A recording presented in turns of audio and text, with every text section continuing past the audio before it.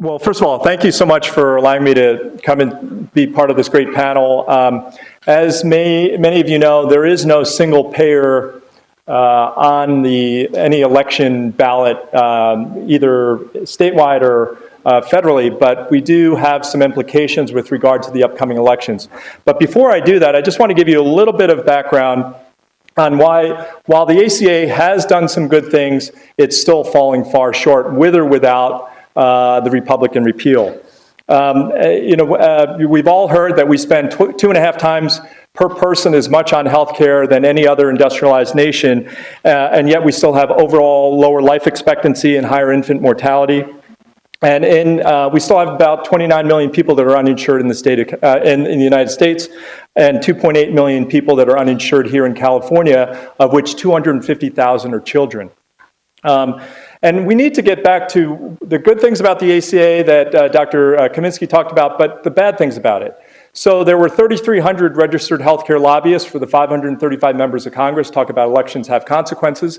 They received more than $1.2 million a day in terms of lobbying by the health insurance industry and the pharmaceutical industry, and that's why in the end of the day there was no insurance rate regulation written into the Affordable Care Act and no pharmaceutical drug pricing control.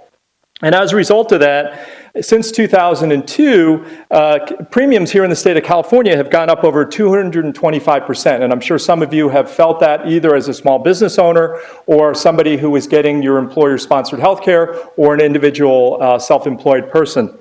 The other thing that's really, if you do get your coverage through an employer, it's important to note that you've been asked to contribute nearly twice as much towards your healthcare benefit now than you were 10 years ago on the front end. And then if you get sick, you're paying 70% more in terms of deductibles and co-pays towards your medications and your doctor visits. So what's happening as a result, during this time, wages have remained stagnant, and if anything, you've got less take-home pay because more is being taken out for healthcare costs. And let's not use this to say our employers are not trying to do their best.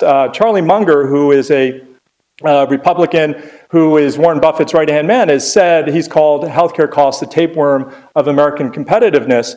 And prior to the bailout, General Motors was spending more money on healthcare benefits than it was on steel to build cars. So it's very tough for everyone around, and that's sort of the climate that we have. Now, a couple other things. If you look at pre-ACA and post-ACA, the number of people who report having difficulty paying their monthly premium has actually increased from 27% in 2015 to 37% in 2017. And the number of people who have difficulty paying their deductibles has also increased from 34% pre-ACA to 43% post-ACA. And the average deductible right now for an individual is $4,300. So for most people, if you, say, feel a lump in your side of your neck and you need to go get a biopsy or go see a doctor, if you've got one of these really bad plans, the first $4,300 is coming out of your own pocket. And chances are, after that happens, you've got to pay anywhere from 40 to 20 or 10% of the hospital bill moving forward. So as a result, what's happening is 1 out of 3 people with insurance delays seeking care because they can't afford their copays and deductibles. So having insurance doesn't automatically mean that you have access to care. And that gets to the heart of what a single-payer healthcare system is. We have a very inefficient system. And when you think about it, if you, let's say you have United Healthcare this year, and then your employer switches to Kaiser next year, or switches to Aetna. When you go to a hospital, that hospital or that doctor, they've got to figure out, am I in your network? Am I in your plan? What's your copay? What's your deductible? And they, instead of actually spending time taking care of patients, they're having to spend time figuring out all this process. And then let's say you shift into Medicare, or you lose your job and now you're Medicaid. It really makes our system very convoluted and complicated. And that administrative inefficiency is what translates into a tremendous amount of waste, coupled with the fact that you essentially have an industry whose interests are not aligned necessarily with ours. They only make money by denying care. So let's just talk a little bit about the inefficiency.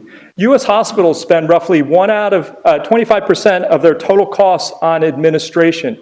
And in some hospitals like Duke University, there are more administrators than actual hospital beds, because they're fighting to try to get paid for the services they provide. As far as physicians, I saw that there are quite a few either medical students or residents here. The average doctor spends 20 hours per week on getting pre-authorization and fighting denials. And the average doctor back in 2011, the American Medical Association saw that for every doctor, they're spending $83,000 hiring somebody to deal with insurance companies dealing with authorization. So that's, again, less time that you get to spend with patients, more time that you're spending on paperwork. What a single payer plan is doing is basically removing all that inefficiency and waste, removing all of the barriers to negotiating the best prices. So when Kaiser uses its market share to negotiate drug prices, it's considered good business sense or savvy, but Medicare is not allowed to do that. So that's really what the heart of a single payer plan is. Now, what this election means is very important.